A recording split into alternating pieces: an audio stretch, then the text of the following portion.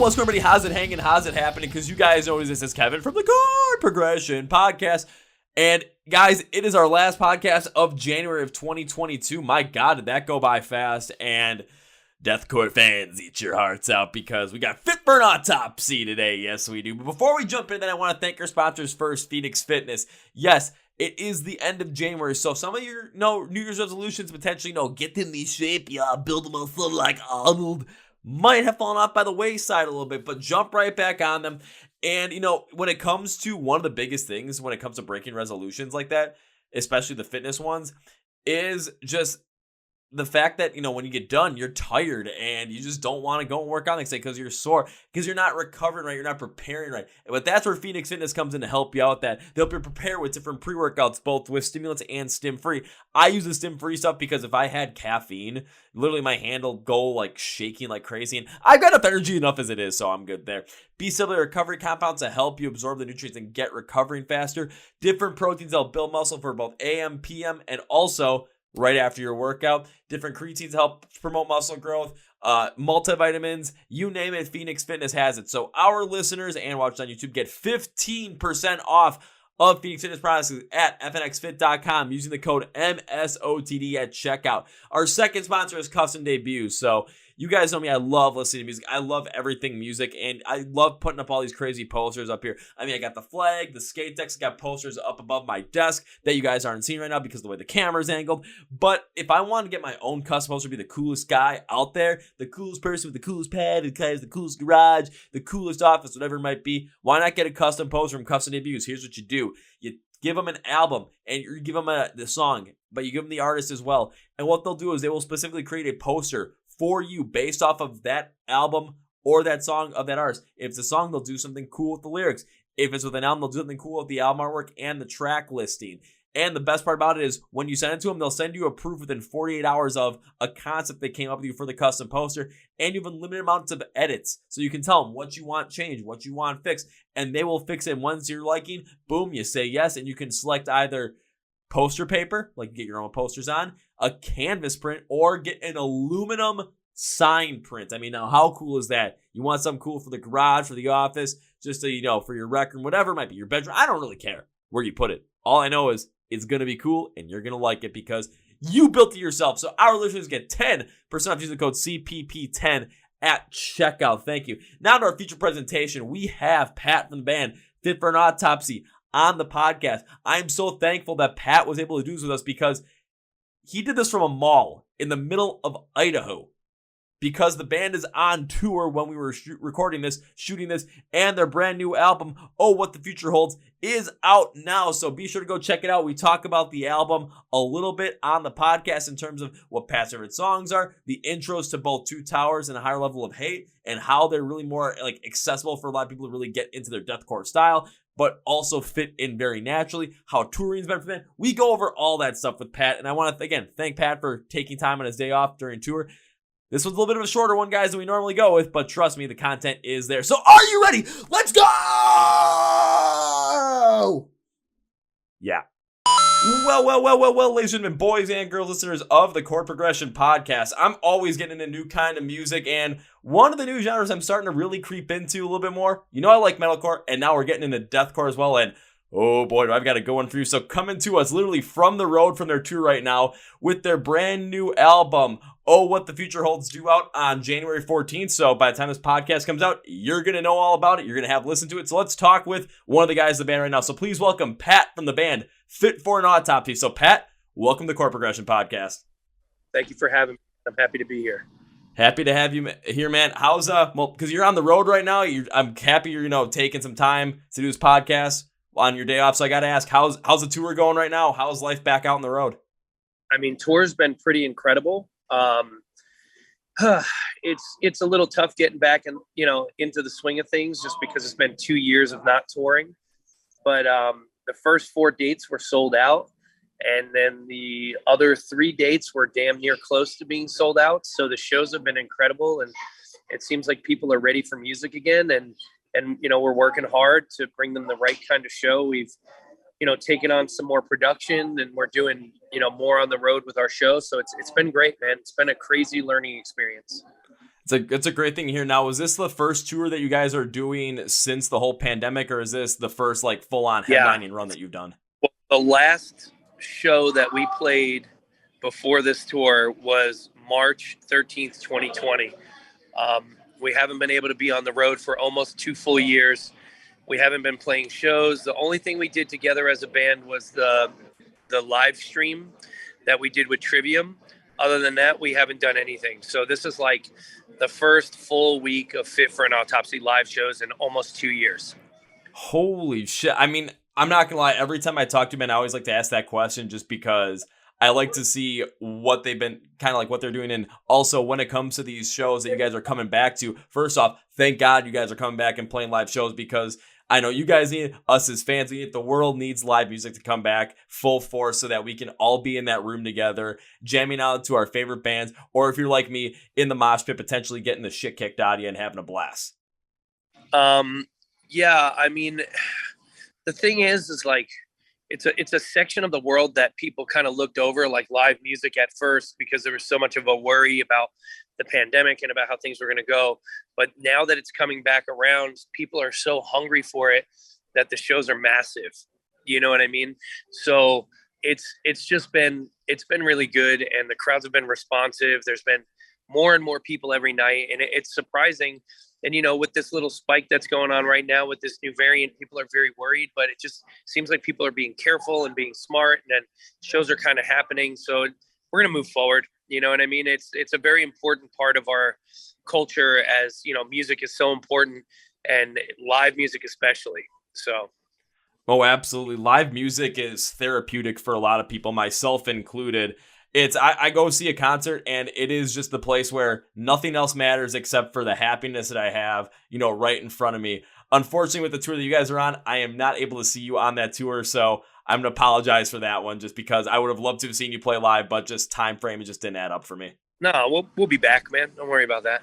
Oh, I know you will. So when it came to that first show back, you know, the first show of this tour, first show since March of 2020, were you nervous at all to go back up on stage because of that long layoff, or was it something where you're just ready to go? I wouldn't say nervous. I would say more stressed about, you know, holding up our end of the bargain. You know, Fit For An Autopsy has always worked really hard to be like a tight live band and like play to the best of our abilities. So having 2 years off while we were all playing on our own and learning music and doing the thing, it's still not playing live. You know, it's a different element. The crowd, the people playing with other people on stage, like, you know, you can hone your craft as much as you want when you're home, but when you have 4 other elements introduced into your craft at the same time, it changes the aspect of things. So I would say more than anything, just performing to the peak of our ability has been the thing that's been the most stressful. But man, it's great to get back and see people react to our music. That's been incredible. And seeing that reaction too has to just drive a lot of energy for you being on stage, because now you're seeing the response from the fans once again. And even maybe on nights where, you know, as much as tight as you want to be, sometimes, you know, certain things happen during the night, and all of a sudden you might make a little mistake here and there, but just the energy of the crowd just, you know, has to be something that just keeps you going, keeps you positive, and just keeps that show rolling to be the best show that it could possibly be. So when people do go home that night and then go to work the next day or talk to their friends the next day, the show that you guys put on is the thing that's right in front of their mind. Well, I mean, look at the importance of that. Like, I have the coolest job on earth, right? I get to get in a bus and tour around the country, fly in a plane and go to places and get paid to stand in front of a group of people to give them something that never was available until we made it, right? Like, that's the coolest thing ever. So like, these people are sacrificing their time, their hard-earned money. And to be completely honest, there's an element of, you know, it's not as safe as it used to be. Like, there's a thing going around that could potentially, somebody could get sick by coming to a show. So people are willing to take those risks. It's our responsibility to provide them with the best possible experience that we can. You know, it's a team effort.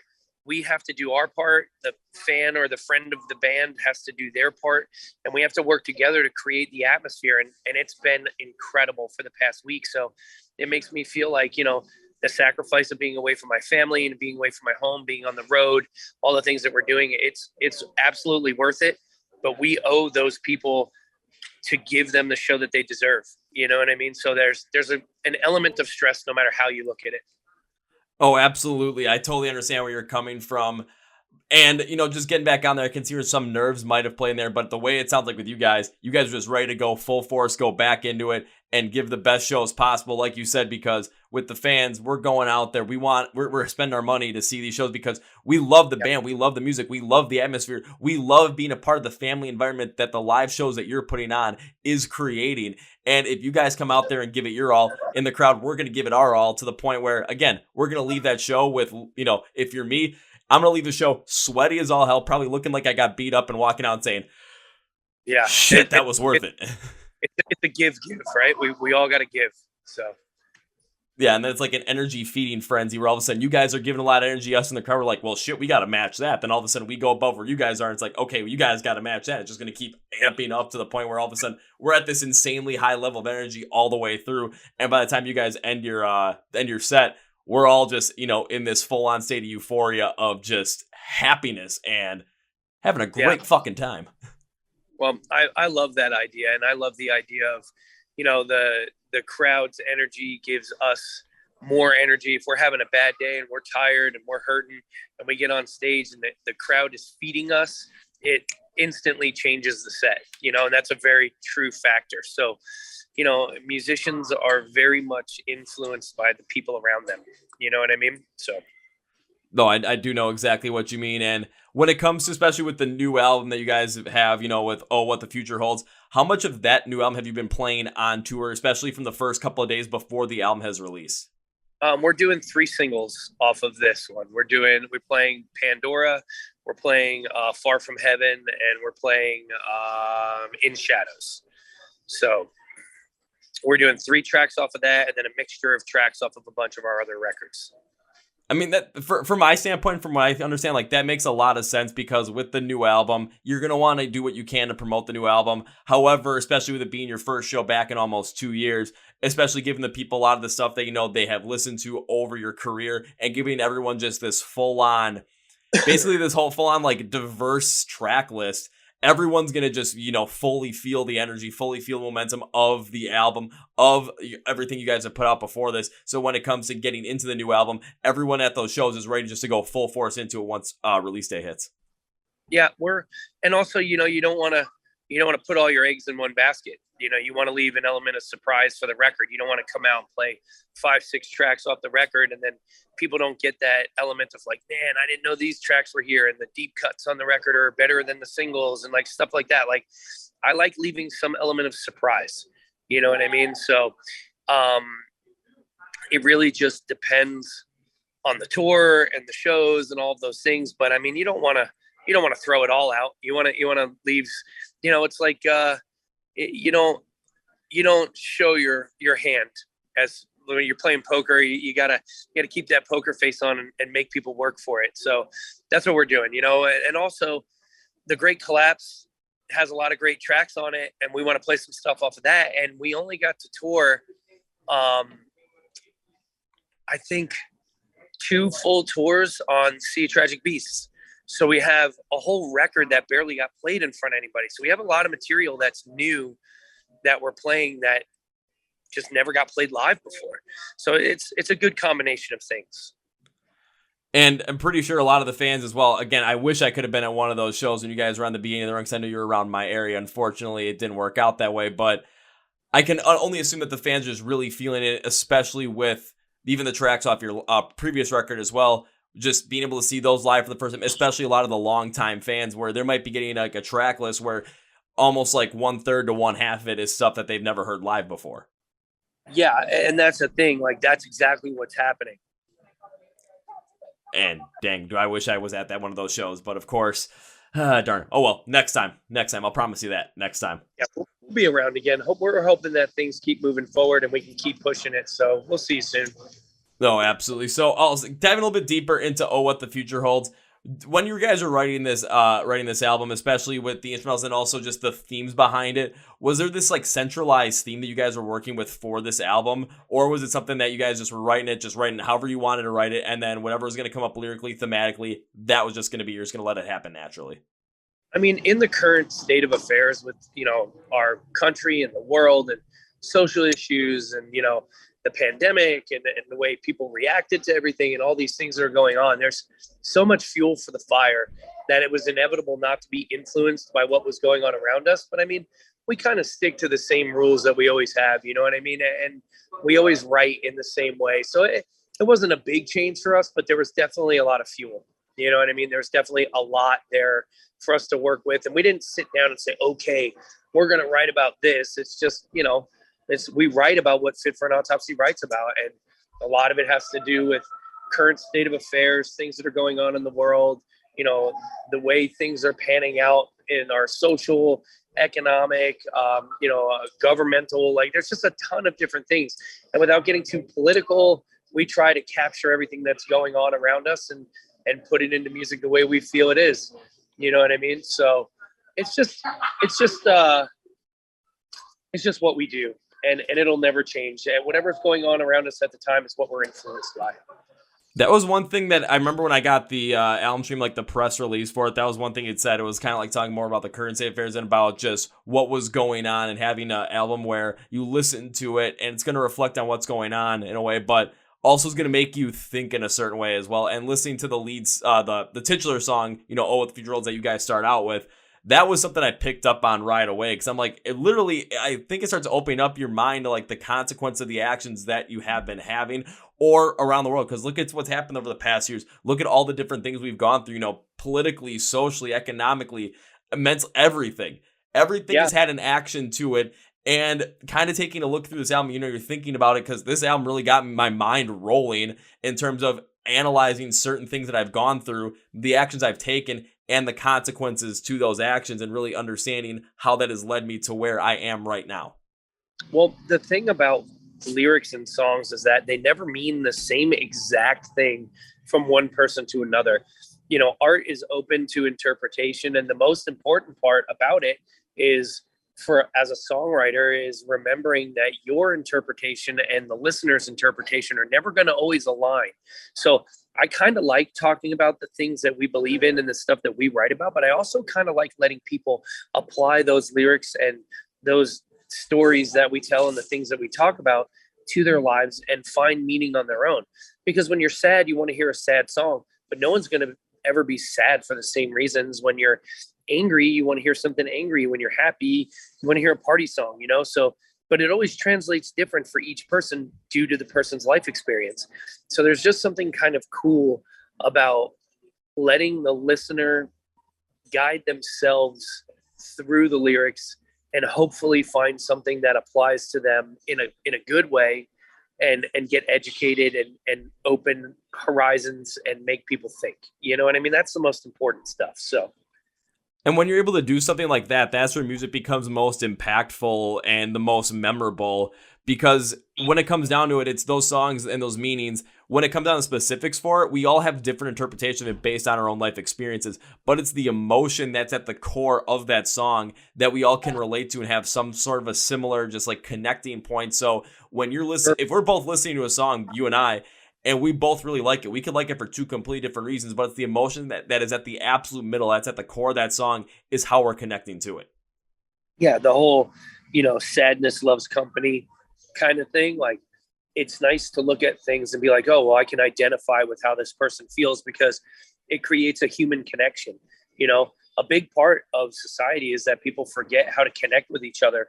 You know, what I feel and what the person standing next to me feels, no matter where they're from or what culture they come from, or, you know, what nationality they are, whatever. Like, when things happen, your emotions lead you in the same direction. You feel the same. You know, somebody dies, you feel the same. You're happy. It's the same kind of happiness. Like, people do this selfish thing where they disconnect themselves and they believe that their emotions are more important than the person next to them, but they're not. We all feel exactly the same kind of sadness, the same kind of anger. It's all similar. The feelings are the same from person to person. So when you can find someone to connect with, sometimes it's just all a person needs is just to be able to connect, you know, in that moment. And it helps them get through their trauma, or makes their day better, or makes it easier to be comfortable in those situations. So that's really important. And I think you hit the nail on the head with that. Like, that connection is everything sometimes. And in today's world as well, that connection seems to be waning like thinner and thinner, just because if you think about what happened, dude, the internet. Yeah. Dude, I mean, the thing that we're using right now is a really cool tool to do an interview, also makes people further and further from connection. Like physical connection with a person, a hug, a handshake, those things, like that kind of like grassroots connection is so important that people spend so much time pretending they're important on the internet that they become a fake version of themselves. Like person to person contact is so important. And I think if that's something that we haven't learned through this whole deal that we've been through, that isolation is actually bad for people, like not being able to go to concerts, not being able to shake your friend's hand or hug your family member, not being able to have those connections with people. Like there's something missing. The internet is a great tool. It's great for music. It's great for education. It's great for kids to learn, but it's also kind of bad because you just create this fake world. You know what I mean? And it disconnects us from each other. And that's a scary concept. You know, there's a really big bad that comes along with the good when it comes to that kind of stuff. Oh, I 100% agree. I mean, the good with the internet and with everything here is the ability to connect with people in any different aspect in terms of just like actually, having a conversation with them is rather easy. But when it comes to just that actual physical connection, like you said, shaking someone's hand, giving them a hug, giving them a high five, just telling a person in person that you're there for them. That's something that is completely lost now. And it has driven connection between one person next so far away. And when it comes to going to concerts, it feels like I'm not, for myself, it's like my confidence level is like at an all-time high at these concerts because I'll go there and I'll start talking to people regardless of who they are. But hey, you're standing next to me. It's in between a set. Yeah, you know what that is? Do you know what that is? That's the connection, dude. That's what we've been talking about because there's a common thing between all of the people that are at that concert, whether you are, from the city or from the suburbs, or you're rich or you're poor, or whatever whatever your differences are, cultural differences. When you have something that you can connect on, that tangible connection, music is a great version of that, then you can identify with that person and then have a common ground to build a relationship with. Whereas if you're just walking through the mall and you see somebody who looks different than you, it might be tougher. But if you're at a show or at the same movie or buying the same, if you go into a place and you go to reach for a CD and another person reaches for it at the same time, you look completely different, but you now have that connection. It's so important, dude. That's exactly what we've been talking about. Yeah, and it's just being able to go out and find those connections once again, because since the pandemic has happened, I've seen this happen to too many people. I've known this has happened to too many people where everyone's just kind of gotten isolated within themselves. And then it's sort of, I've seen them kind of just focus more on what they're doing on the internet, which is fine for them. But when it becomes a kind of thing where you're losing out on that actual connection, all of a sudden it's like I see this person again, and it's just a completely different person at the same point than what they were in 2019, because there's such a lack of actual human connection, like physical human connection, where it's kind of like I'm meeting someone again for the first time, even though it feels like I've known them my whole entire life. But it's like, wait, who are you now? It's something that's really been getting, messed up because of the pandemic and everything that's gone on in the world. But it really speaks a lot of what has gone on the past 2 years, and also seeing how, if this continues, how much worse things could potentially get in terms of just actually having some sort of human connection with people. Well, I think that the proof is there that people are ready to be out and see each other and because people are taking risks right now, and being comfortable and going out and doing the things that we're doing, because the truth is none of us really know anything. We're just going by what we're told, and that changes every day because no one really knows. So it's just like the proof is there. The shows are selling out. People are going places. Movie theaters are making money. Malls have people in them again. I'm in a mall right now, and I'm watching people walking back and forth and like doing their thing. And it's like people are ready, and I'm not saying that it's time for that completely. Like, I don't have the answer. If they tell me that, hey, you can't do this anymore, we have to go back into a lockdown, then I'm going to do it. But like, I just feel like people are ready to start creeping back out again. It's time. And people are already starting actually making those connections again. Like if they're going out to a sporting event, if they're just going out to the mall, or for us, if you're going out to see some live music and going to hang out with everybody that's there. Here's a funny thing. Look, I'll show you something funny right now. Ready? There they are. There's the band. Oh, no way. Being dudes. Malling it up. Doing Just mall guys things, being buying dudes. candles, buying big metal guys, buying Yankee Candles, dude. Hey, got to make sure it smells good. Oh, it's got to smell good on the bandwagon, dude. Say, because I'm pretty sure after a show, you guys going up there nuts on stage, pretty sure, some BO's going to be in the, rolling. You might want some candles in there to kind of quell. Take showers, bro. We're clean people. Yeah, but I mean, right after, just get it like, okay, want to block out the sweat? Off the stage into the shower. No question. Then once we're done loading out, it's shower time. Well, shit, that's a lot better than a lot of other bands I know that are out there. But then again, to each their own, I guess. You have to do it. You have to do it. All right, I got a couple questions on the album. One thing I do want to ask you is because there are the 3 singles that are out there right now of the 4. the 4. I thought there were 3 or 4. Which one am I missing? Pandora, Far From Heaven, In Shadows, and Two Towers. Okay, I was missing Two Towers. For some reason, that one was not in my head as a single yet. My bad. But then out of the other 6 songs that are on the record that are not singles, which is the one that you're the most excited about? Well, Two Towers is my favorite track on the record. But out of the ones that are kind of in the background, man, I don't know. It's hard to say because I like all the songs on the record. Higher Level of Hate is a banger. That's a banger song. I would say that would be the one for me. Honestly, that was going to be the one I was kind of hoping you were going to say, because out of all the ones that you guys had created up to on this album, that one was the one that stuck out to me as one of my favorites. I mean, it's certainly the most aggressive song on the record, and it speaks a lot about a lot of things that are going on currently socially. So I really like that track a lot. That's my move. Honestly, the thing that got me into that track right away was right when it opens up, or when you get the intro. Did you guys use some sort of like bongos for that intro? Because it had this real like drumming kettle bongo primal feel to it, which, not gonna lie, I thought opened up the track the best way possible. Those are Will's studio tricks. Those are questions for Will.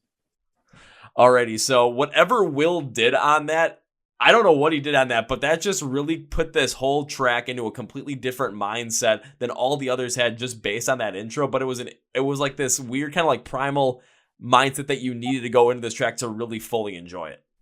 Yeah, it's a good track. It's a very heavy, aggressive song.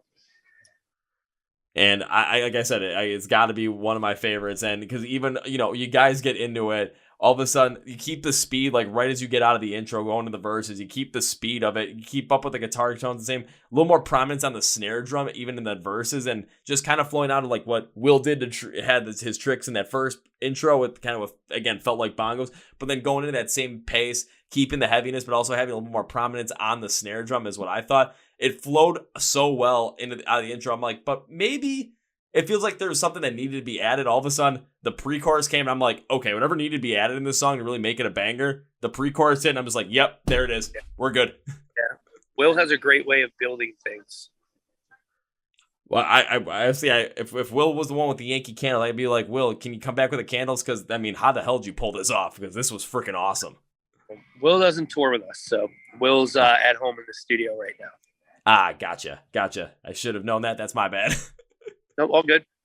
So outside of that, but I mean, you also had Two Towers as your favorite song on the record as well. So why was Two Towers your favorite specifically off of this record? It just is. It's different, right? Like I used to be really like dead set against different. I used to worry about different, but now I'm kind of loving the experimental side of what we're doing, and I feel like it brings different elements of much more approachable styles of music into this thing that we do, so we could kind of not trick the listener, but kind of like allure. It's like an allure, like something to pull you in, and then you get in there, and then all of a sudden it's heavy, and you're like, well, this is actually cool, like the movement. So like it's been compared a lot to like Deftones kind of feel, like the beginning of that song, and that's something that's popped up a handful of times on the internet. So it's just a very different approach, and I think it worked really, really well for what we were trying to do. Honestly, I thought so too, because I've got my note sheet. That's why I keep turning my head over here. Like I've got a whole note sheet of everything I thought about every single song. And when I looked at this one, it kind of felt like that intro, just the way it opened up. It was like you had some melodic sweeping guitars, kind of had more of this like post grunge feel to it in a way that reminded me of something like a Chevelle style song, which I was thrown off by because it was different, but it really opened up the song to me because, again, starting to really get more into deathcore, but it's like I used to always be into like hard rock, punk rock, and all some of the like that Breaking Benjamin Chevelle stuff, and then I'm starting to get more heavier with metalcore, deathcore. So hearing that, it's like it just starts putting my mind in a different place where I can really start to get into this a lot more than some of the other ones, and all this, or quicker, I should say, than the other ones. Yeah, it's something that we've been trying to develop, and like something we've been, it happened organically. It wasn't something that we were like, we have to do this, but like now that we do it, we're trying to make it feel like part of what we do and not feel like an added piece of what we do. You know what I mean? So it's good. It's fun. It's awesome, but it's also the direction that we want to go in right now. And we're really happy with how it came out. And it just stands out to me. It's like Napalm Dreams on the last record. Like there's just something different about those songs. So I love where it's going. I mean, I think the biggest thing you said is like it's different, but it doesn't sound like it's like you forced it in there. I mean, when it came to both Two Towers and the previous one we talked about, a Higher Level of Hate, just the way that the intros were rather different than some of the other ones that we had seen, or a little bit more just experimental in a way. The way they led into those songs, though, it felt so natural working with it, especially as you listen to the whole entire song. You need that intro to be in there to really open up the whole entire feeling and emotion of the song to really lead into what the core of the song was going to be, as you get to the verses and the chorus. So that's the key. If it feels natural in the song, then by God, it's going to work. And on these two, yes, absolutely worked here. Well, good. I'm glad you enjoy it, man. That's awesome. And I mean, I think that especially when it comes down to it, when people are fully listening to this album, when they fully listen to these tracks, of course, I think Two Towers is going to be a big one, especially as a single. But then once they get to listen to A Higher Level of Hate, especially if they listen to the album from top to bottom, when you get to Two Towers, then you get to Higher Level of Hate. That's going to be a part of this album where all of a sudden, some people on Twitter like Mr. Alan Harrington, who's, I think you guys, this album is his 10th most anticipated album for the year. And dude's like all over Twitter with metalcore, deathcore, everything. He's going to go through those two songs and probably have that moment of, how the hell did they pull this off? This is awesome. I mean, that's kind of what we're hoping for. And how has the live reception been for, wait, you guys didn't play Two Towers live. Oh man, I'm already starting to. Yep. Are you guys going to add that one at any point during your live set for this run? No, we're not changing our set at all. We're sticking to the same set we've been playing for sure.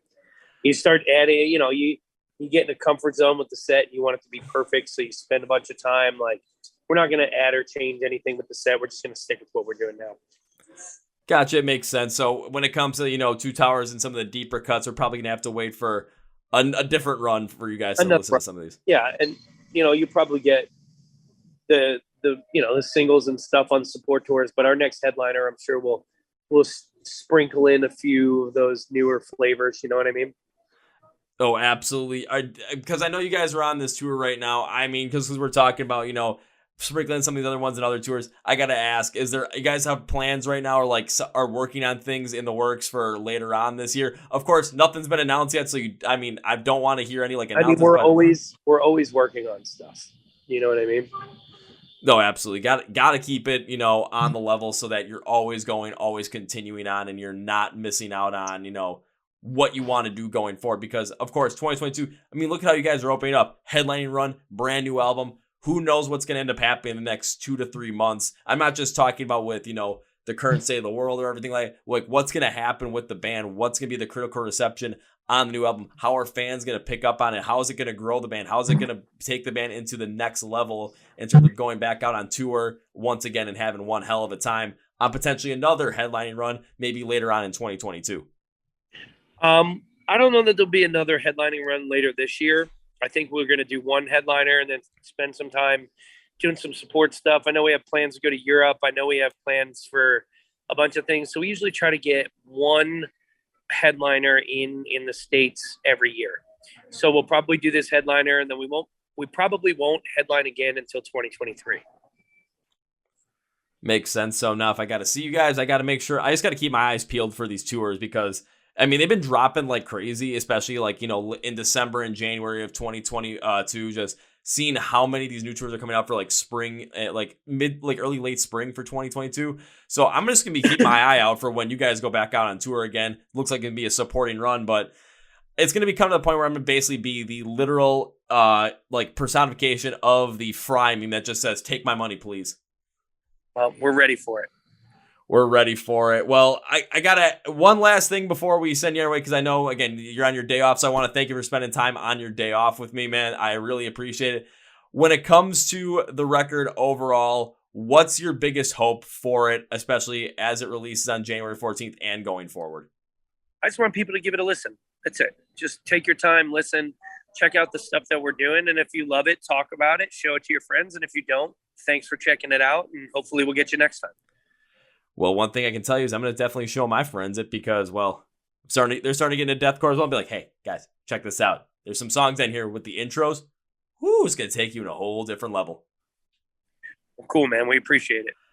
Awesome. Well, Pat, one last thing before we head off and sign off is I would like to give you, whoever my guest is, a chance to say whatever they want to say, plug whatever they want to plug, promote whatever they want to promote at the end of the podcast. So, Pat, floor is yours. All right. Well, I just want to thank everybody for listening to the new stuff and supporting us through the pandemic, and all the people that support us all year long, all the time, and, take care of us, come out, see us play, like, help us do what we do. We appreciate you guys. And, thank you for listening, and hopefully we'll see you guys on the road. Great way to put it. Now I'll end it with 3 specific things. One is, when it comes to Fit for an Autopsy, they're playing live shows. They're going to be playing more live shows in 2022 as the year rolls on. You're going to want to catch up on What the Future Holds, which again comes out on January 14th, which will be out by the time this podcast ends up releasing.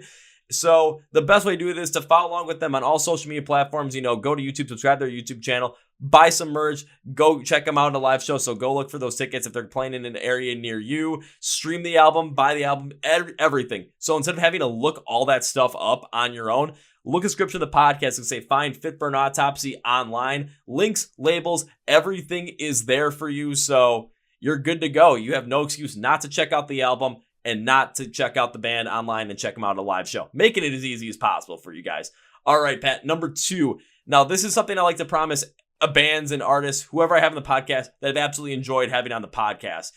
Every artist I've ever had on the podcast has had this part happen. And you, sir, it happens once again. So my promise to you guys, or to you specifically, it's not an if. If implies possibility of not happening. When implies it's going to happen, just depends on the day and time. So when I get to see you perform live for the first time, my friend, my promise to you is this. First round's on me. Appreciate that. You're very welcome. And as we close this podcast, Pat, this is not goodbye, because, well, I got to see you play live at least once, and hopefully it'll happen in 2022. So it's not goodbye, my friend. It is. See you later. Be good, man. Well, folks, that was my interview with Pat from the band Fit For An Autopsy. Once again, their brand new album, What the Future Holds, which came out on January 14th, 2022, is available now. So please go check it out wherever you stream music, buy music, download music, all that stuff. Be sure to check them out on Facebook, Twitter, Instagram, on their social media platforms. Check them out on YouTube. Check out their website so you can get some tickets for the tour they're currently on, and any shows they're going to be playing in the rest of 2022. Be sure to do that. Also, get some merch, check out their website. All the links to that are in the description of the podcast, so you make it as easy as possible for you to get into Fit For An Autopsy and listen to What the Future Holds. Also, please follow us at the Chord Progression Podcast on Facebook, Twitter, Instagram. Subscribe to the YouTube channel so you can watch all the Chord Progression Podcast news. And I might just put out a little bit of a special, random video, like I did with the Downfall of the Grinch, which is basically the Grinch and the Downfall of Us All by A Day to Remember. I might be doing something with Motionless in White and the Dayman song from It's Always Sunny in Philadelphia. Go check that out on our YouTube channel. Also, be sure to subscribe to the podcast if you like the audio versions on Spotify, Apple Podcasts, iHeart Radio, and Amazon. All there for you. Also, thank you to Phoenix Fitness and Custody Abuse for sponsoring this podcast. One more time, please go check out What the Future Holds by Fit For An Autopsy at the conclusion of this podcast. So on that note, that's going to be for you guys. Thank you for watching this to the Chord Progression Podcast. My name is Kevin, and you guys know how I end every single one. This is a big, healthy, and hearty see ya!